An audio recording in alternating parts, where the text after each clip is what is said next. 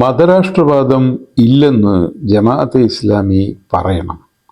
മൗദൂദിയെ തള്ളിപ്പറയുകയും വേണം. എന്താ കാരണം? മൗദൂദിയാണല്ലോ ഈ മതരാഷ്ട്രവാദത്തിൻ്റെ ഹോൾസെയിൽ വ്യാപാരി.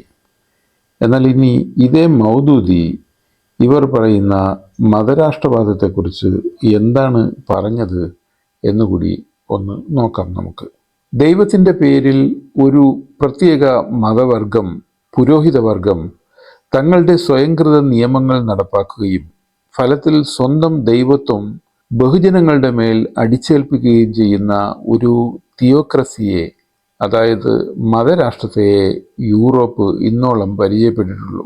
ദൈവിക രാഷ്ട്രം എന്നല്ല, പൈശാചിക രാഷ്ട്രം എന്നാണ് അത്തരം ഭരണകൂടങ്ങൾക്ക് ഉചിതമായ പേര്. ഇസ്ലാമിക രാഷ്ട്രീയ സിദ്ധാന്തം, മൗലാന മൗദൂദി, പേജ് 35. ദശാബ്ദങ്ങൾക്ക് മുമ്പ് അദ്ദേഹം എഴുതിയ ഈ പുസ്തകത്തിന്റെ മലയാള പരിഭാഷ ഇന്നും IPH ലഭ്യമാണ്. തങ്ങൾമാർക്ക് വായനയുടെ കുറവ് നന്നായി ഉണ്ട്.